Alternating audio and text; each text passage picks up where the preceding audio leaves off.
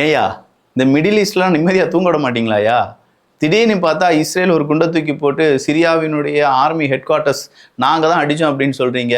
America இது develop ஆகிறதுக்கான வாய்ப்புகள் இருக்குது, நாங்கள் இதை கண்ணிங்காக கவனிச்சுட்டு இருக்கோம் அப்படின்னு சொல்கிறாங்க. ரஷ்யா என்னையா 50 நாள் ஏதோ எனக்கு பொருளாதார தடை போட்டிங்களாமே, இல்லை கெடு விதிச்சிங்களாமே, யார் யாது அப்படின்னு சொல்லி தேடிட்டு இருக்காங்க. வெள்ளை மாளிகை என்னன்னா டொனால்டு ட்ரம்ப் அவர்கள் எப்போ யூட்டனை போடுவார், எப்போ ஓட்டனை போடுவார் அப்படிங்கிறது தெரியாமல் தடுமாறிட்டு இருக்காங்க.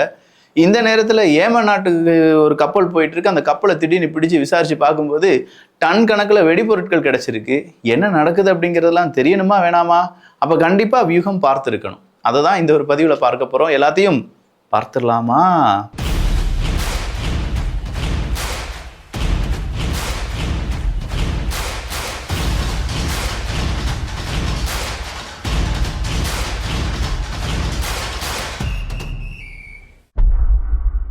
மூணு வயசுல இருந்து 10 வயசு இல்லாட்டி 11 வயசு வரை இந்த ப்ராடக்டை யூஸ் பண்ணலாம். விஷுவல் சென்ஸ் அப்படின்னு ஒன்று இருக்குது. அதே மாதிரி பிரைன் டெவலப்மெண்ட். நம்ம வீட்டு குழந்தைகள் ரொம்ப ஃபோனில் என்கேஜாக இருக்காங்க, அவங்கள வித்தியாசமான முறையில் ஏதாவது சொல்லிக் கொடுக்கணும் அப்படின்னா இந்த வைப்பன் இன்டெலிஜென்ட் புக் அப்படிங்கிறது உங்களுக்கு உதவியாக இருக்கும். இது அதர் வெப்சைட்டில் 700 800 900 ரூபாய்க்குலாம் வித்துட்டு இருக்காங்க. பட் கிட்ஸ்பெஸ்டியில் இப்போ 399 ரூபாய்க்கு கிடைக்கும். இது என்னெல்லாம் செய்யும் அப்படிங்கிறத வீடியோக்கு எண்டில் சொல்கிறேன். இதை பற்றி அதிகமாக தெரிந்து கொள்ள வேண்டிய நபர்கள் அதை பார்த்துக்கோங்க. வேண்டாதவங்க வீடியோ முடிஞ்சதுமே கட் பண்ணிக்கோங்க.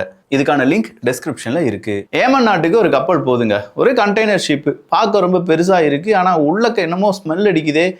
ஏதோ ஒன்று அவங்களுக்கு ஒரு நியூஸ் கிடச்சிருக்கு. அமெரிக்காவுக்கு தான் அந்த நியூஸ் கிடச்சிருக்கு.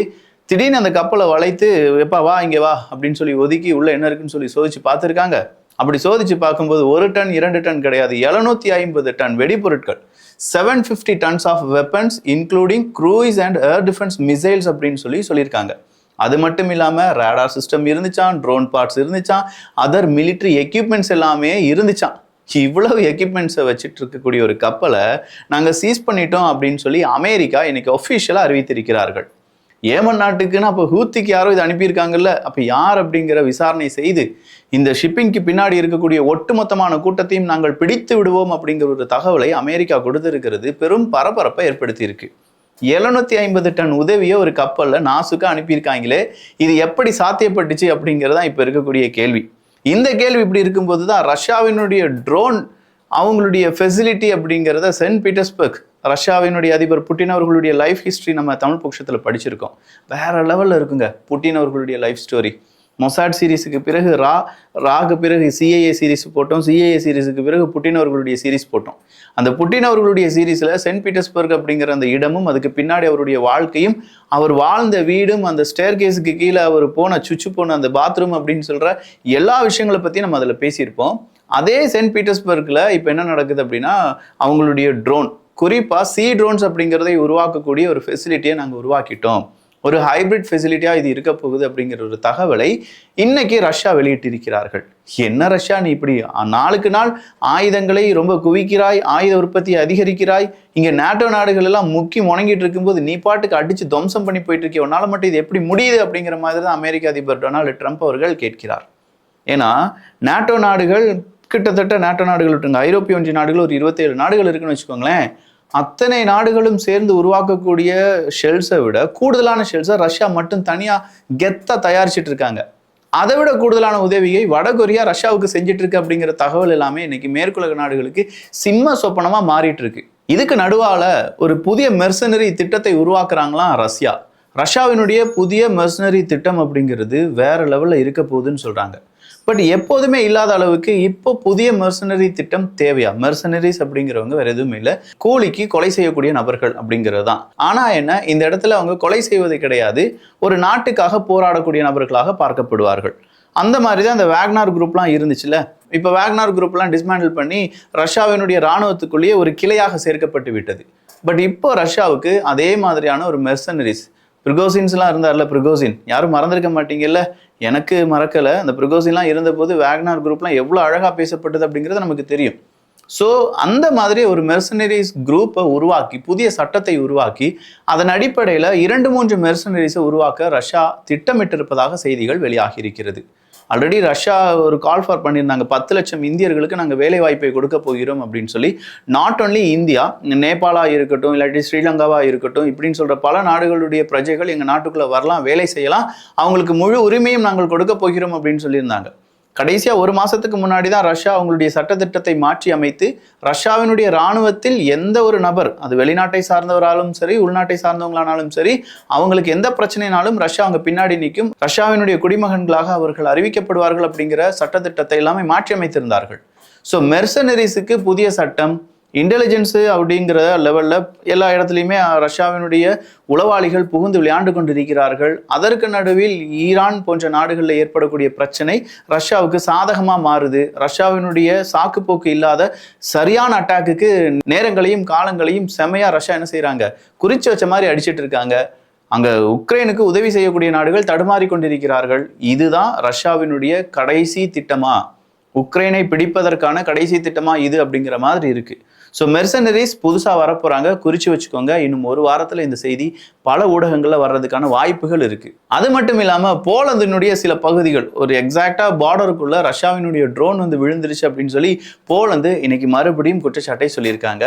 அடுத்ததா உக்ரைனுக்கு நாங்கள் லாங் ரேஞ்ச் மிசைலை கொடுக்க போறோம் அப்படின்னு சொல்லி ஜெர்மனியும், இல்லப்பா நாங்கள் பேட்ரியாட் மிசைல் சிஸ்டத்தை கொடுக்க போறோம், ஆல்ரெடி அதை நாங்கள் அனுப்பி விட்டுட்டோம், அங்கே உக்ரைனுக்கு அனுப்பி விட்டுட்டோம், அது ரூட் வழியாக போயிட்டு இருக்குப்பா அப்படின்னு சொல்லி அமெரிக்காவும் சொன்னதுனால அணு ஆயுதம் எங்ககிட்ட இருக்கு, கொஞ்சம் பார்த்து சூதானமா இருந்துக்கோங்க, தேவையில்லாமல் எங்ககிட்ட வாலாட்டாதீங்க, அணு ஆயுதத்தை நாங்கள் பயன்படுத்த வேண்டியதாக இருக்கும் அப்படிங்கிற எச்சரிக்கையை இன்ஃபினிட்டி டைம்ஸா ரஷ்யா பயன்படுத்தி இருக்கிறார்கள். ஏன்னா நிறைய முறை அதை சொல்லிட்டாங்க, ரஷ்யாவினுடைய இருப்புக்கு ஏதாவது பிரச்சனை இருக்கிறது என்றால் நாங்கள் அணு ஆயுதத்தை பயன்படுத்துவோம் அப்படின்னு சொல்லி பல முறை சொல்லியிருக்காங்க. அடுத்த முறையாக மீண்டும் ரஷ்யா அதே டயலாக இன்னைக்கு சொல்லியிருக்காங்க. பிரேசில், இந்தியா, சீனா போன்ற நாடுகளுக்கு ஆபத்து அப்படின்னு சொல்லி பிபிசி உட்பட பல ஊடகங்கள் செய்தியை வெளியிட்டிருந்தார்கள். ஆனா பிரேசிலுக்கு உண்மையிலேயே ஆபத்து இருக்கு.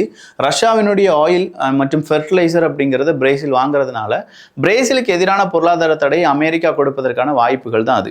அப்படி பார்த்தா இந்தியாவுக்கும் அந்த பிரச்சனைகள் இருக்கிறது அல்லவா, இந்தியாவுக்கு எதிராகவும் பொருளாதார தடையை அமெரிக்கா போடலாம் அல்லவா, ஒரு 100%, 500% ரஷ்யாவினுடைய ஆயில் வாங்குறதுனால நமக்கு டாரிஃப் வந்துடும் அல்லவா அப்படின்னு கேட்டா வர்றதுக்கான வாய்ப்புகள் இருக்கு. அதை தடுப்பதற்கான பேச்சுவார்த்தையில இந்தியாவும் ஈடுபட்டு கொண்டிருக்கிறார்கள். அடுத்ததா ரஷ்யா, அமெரிக்கா ஒரு 50 நாட்கள் நமக்கு கெடு கொடுத்துருக்காங்க, அது வரைக்கும் உக்ரைனை அடிக்காம இருந்துடலாம் அப்படின்னு நினைச்சாங்கன்னா இல்ல, அப்படி நினைக்கிறதுக்கு ரஷ்யா அப்படி ஒரு நாடா இல்லவே இல்லை. ரஷ்யா என்ன நினைக்கிறாங்க, 50 நாள் கெடுவா வச்சு வாங்கி விடு, உக்ரைனுக்கு எந்தெந்த இடத்துல நம்ம இவ்வளோ நாள் அடிக்காமல் இருந்தோமோ, ஃப்ரண்ட் லைனை ஓப்பன் பண்ணாமல் இருந்தோமோ அத்தனை இடங்களிலும் இனிமேல் தாக்குதல் இருக்க வேண்டும் அப்படின்னு சொல்லி ட்ரம்ப் அவர்கள் நினைச்சதுக்கு எக்ஸாக்டா ஆப்போசிட்டா நினைச்சு அடிச்சு துவம்சம் பண்ணிட்டு இருக்காங்க ரஷ்யா.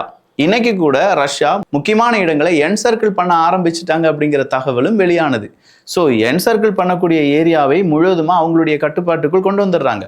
சிலபஸ்லேருந்து லாங்குவேஜ் வர ரஷ்யா பேஸ்டான விஷயங்கள் இருக்க வேண்டும் அப்படின்னு சொல்லி சொல்றாங்க. ரஷ்யாவுக்குள் இணைக்கப்பட்ட நாடுகள் அப்படின்னு சொல்லி இந்த உக்ரைனுடைய சில பகுதியை இணைத்து ரஷ்யா இது எல்லாமே ரஷ்யா தான் அப்படின்னு சொல்ற அளவுக்கு ரஷ்யாவினுடைய ஒட்டுமொத்தமான திட்டமும் இருந்து வருகிறது. இந்த நேரத்துல ரஷ்யாவுக்கு எதிராக இல்ல போருக்கு ஆதரவாக, போருக்கு எதிராக எக்ஸ்ட்ரீமிஸ்ட் அப்படிங்கிற அந்த கண்டென்ட், எக்ஸ்ட்ரீமிஸ்ட் கண்டென்ட்டை யாராவது பார்க்கிறீர்கள் என்றால், ரஷ்யாவில் இருந்து பார்க்கிறீர்கள் என்றால் அந்த யூசர்ஸுக்கு நாங்கள் ஃபைன் போடுவோம் அப்படிங்கிற அறிவிப்பை ரஷ்யா அறிவித்திருக்கிறார்கள். சாத்தியமா விக்கி அப்படின்னு கேட்டால் எஸ், உங்களுடைய ப்ரௌசிங், அவங்களுடைய ஹிஸ்ட்ரி எல்லாமே ரஷ்யா பார்த்துட்டு இருக்காங்க. ஸோ நீங்கள் ஏதாவது போய் வெப்பை வந்து சர்ச் பண்ணுறீங்க அப்படின்னா அதில் இந்த மாதிரியான தகவல்கள் இருக்கிறது, எக்ஸ்ட்ரீமிஸ்ட் கண்டென்ட் இருக்குது அப்படின்னா உங்களுக்கு ஃபைன் வருமா? எப்படி ஃபைன் வரும்? ஒரு பேஜில் ஒரு கண்டென்ட் வாசிச்சிருக்கீங்க, அடுத்த பேஜை திருப்புறீங்க, ஒவ்வொரு பேஜுக்கும் ஒவ்வொரு விதமான ஃபைன் டபுள் ஆகிட்டே இருக்கும் அப்படின்னு சொல்லியிருக்காங்க. ஸோ தேவையில்லாமல் ரஷ்யாவில் இந்த மாதிரியான வெப்சைட்லாம் யூஸ் பண்ணக்கூடாது அப்படிங்கிறத சொல்கிறத விட, யூஸ் பண்ணனா இவ்வளவு பைசா எக்ஸ்ட்ரா நீங்க கொடுக்க வேண்டி இருக்கும் அப்படிங்கிற மாதிரி இதற்கு ஒரு முட்டுக்கட்டை அப்படிங்கிறத போட்டிருக்காங்க. அடுத்ததா ஐரோப்பிய ஒன்றியம். எப்பா நல்லவங்களே, ரஷ்யாவுக்கு எதிராக 17-18 முறை பொருளாதார தடை போட்டவங்க தானப்பா ஐரோப்பிய ஒன்றியம். அப்போ கண்டிப்பா ரஷ்யா தோற்பதற்கு ஐரோப்பிய ஒன்றியம் தான் காரணமா இருக்கும் அப்படின்னு நீங்க நினைச்சீங்கன்னா தப்பு. 2024-2025க்கான ரிப்போர்ட் வெளியாகுது. அந்த ரிப்போர்ட்ல என்ன சொல்லியிருக்காங்கன்னா, Russia becomes 3rd largest gas supplier to ஐரோப்பிய ஒன்றியம் அப்படின்னு சொல்லியிருக்காங்க. ஸோ ஐரோப்பிய ஒன்றியம் வாங்கக்கூடிய கேஸ் 3 லிட்டர் வாங்கினாங்கன்னா அதில் 1 லிட்டர் யார்கிட்ட இருந்தால் போயிட்டு இருக்கு, ரஷ்யாட்ட இருந்தால் போயிட்டு இருக்கு. அப்போ ரஷ்யாவுக்கு எதிராக ஐரோப்பிய ஒன்றியம் பேசுகிற மாதிரி பேசி நம்மளால நம்ப வச்சுட்டு பேக்டோர் வழியாக ரஷ்யாவினுடைய கேஸ் ரஷ்யாவினுடைய ஆயில் இப்படின்னு சொல்லி வாங்கி குவித்து கொண்டிருக்கிறார்கள் ஐரோப்பிய ஒன்றியம். இந்த கேஸ், இந்த ஆயில் அப்படிங்கிறது ரஷ்யாவிடமிருந்து வாங்காமல் ஐரோப்பிய ஒன்றியம் சமாளித்து விட முடியுமான்னு கேட்டா இல்ல. சமாளிக்க நினைத்தார்கள் என்றால் உண்மையிலேயே ஐரோப்பிய ஒன்றியத்துல உள்நாட்டு புரட்சிகள் எல்லா நாடுகளிலும் வெடிக்கும். ஏன்னா ஐரோப்பிய ஒன்றியத்தில் இருக்கக்கூடிய மக்கள், டிபி ட்ரூப்ஸ் எல்லாருமே ரொம்ப பரிதாப நிலைமையில இருக்காங்க. நாங்க ஏன் சம்பாதிக்கிறோம், எவ்வளவு வட்டி கட்டுறோம், எவ்வளவு வரி கொடுக்குறோம், இது எல்லாமே தாண்டி எங்களால் அங்க இயல்பு நிலை வாழ்க்கை நடத்த முடியல.